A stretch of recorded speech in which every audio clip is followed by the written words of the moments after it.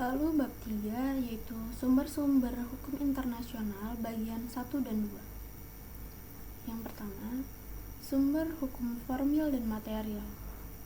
Sumber hukum formil merujuk kepada adanya proses formal yang diakui metodenya oleh institusi yang berwenang menerbitkan ketentuan yang mengikat yang biasanya diterapkan dalam sebuah sistem hukum tertentu. Dari sebuah hukum formal inilah validitas sebuah hukum ditemukan. Sumber hukum material merujuk kepada bukti-bukti, baik secara umum maupun khusus, yang menunjukkan bahwa hukum tertentu telah diterapkan dalam suatu kasus tertentu. Dari sebuah hukum material inilah isi dari sebuah hukum bisa ditemukan.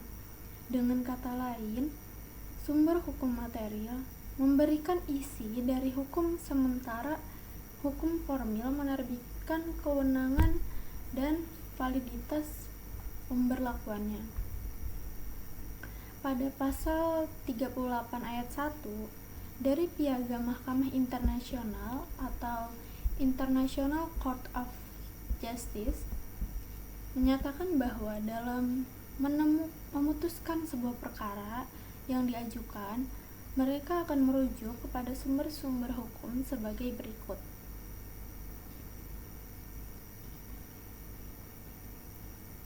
Yang pertama, ada konvensi internasional, baik umum maupun khusus, yang menjadi hukum dan diakui oleh negara-negara yang berperkara. Yang kedua, kebiasaan internasional sebagai bukti praktek negara yang diterima sebagai sebuah hukum. Yang ketiga, prinsip-prinsip hukum umum yang diakui oleh bangsa yang beradab, dan keputusan pengadilan dan ajaran para ahli hukum sebagai sumber hukum tambahan dalam menentukan adanya sebuah hukum. Mahkamah Internasional juga mengakui adanya prinsip ex aequo et bono sesuai dengan pasal 38 ayat 2 yang memungkinkan mahkamah memutuskan suatu perkara berdasarkan prinsip-prinsip yang telah disetujui oleh pihak-pihak yang bersengketa. Lihat kasus Frontier Dispute Case pada tahun 1986, itu adalah contohnya. Lalu ada hierarki prioritas. Urut-urutan yang disebutkan dalam pasal 38 ayat 1 Mahkamah Internasional bukanlah merupakan hierarki ketentuan yang didasarkan kepada bobot material. Ketentuan tersebut melainkan hanya urutan prioritas tambahan penggunaan ketika Mahkamah Internasional akan menggunakannya dalam memutus sebuah perkara. Lalu ada penjelasan masing-masing sumber hukum traktat atau perjanjian internasional adalah persetujuan antara dua atau lebih negara dalam bentuk tertulis. Diatur sesuai dengan prinsip-prinsip hukum internasional secara umum dikelompokkan menjadi dua. Yang pertama, perjanjian multilateral, yaitu sebuah persetujuan yang disepakati oleh lebih dari dua negara. Ketika perjanjian ini merupakan cerminan dari pendapat masyarakat internasional pada umumnya, maka perjanjian tersebut bisa menjadi apa yang disebut sebagai lawmaking treaty.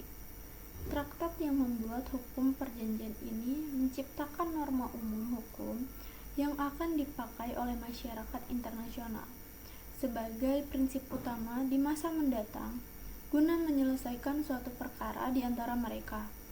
Yang kedua, perjanjian bilateral adalah kontrak internasional antara dua negara.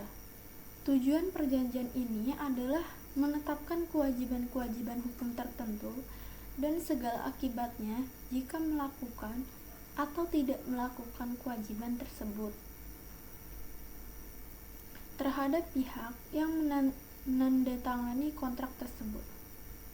Konvensi Wina tahun 1968 tentang perjanjian internasional atau Vienna Convention of Law of Treaties pada tahun 1969 telah mengatur hal-hal yang menyangkut proses negosiasi atau penundukan, validitas, perubahan, pergantian, pengecualian, penundaan, atau pemberhentian dari sebuah perjanjian internasional. Pernyataan sepihak atau deklarasi yang memuat hak dan kewajiban suatu negara dalam hubungannya dengan peristiwa tertentu dapat pula dianggap sebagai sebuah perjanjian sepihak yang menjadi suatu sumber hukum terbatas bagi negara yang mengeluarkan pernyataan tersebut. Contohnya bisa dilihat dari kasus Nuclear Task Force pada tahun 1974 atau ICJ Report. Perjanjian internasional dapat pula berfungsi sebagai bukti adanya kebiasaan internasional ketika yang pertama ada beberapa perjanjian bilateral terhadap kasus yang serupa yang memakai prinsip-prinsip yang sama atau ketentuan yang serupa sehingga bisa menimbulkan akibat hukum yang sama. Yang kedua, sebuah perjanjian yang ditandatangani oleh beberapa negara bisa menjadi sebuah kebiasaan jika aturan yang disepakati merupakan generalisasi dari praktek negara-negara dan persyaratan bahwa hal tersebut dianggap sebagai sebuah hukum dapat dipenuhi. Yang ketiga, sebuah perjanjian yang ditandatangani beberapa negara yang merupakan hasil kodifikasi dari beberapa prinsip dalam kebiasaan internasional dan secara konsekuen telah mengikat pihak-pihak yang tidak terlibat dalam perjanjian tersebut. Audio Jungle.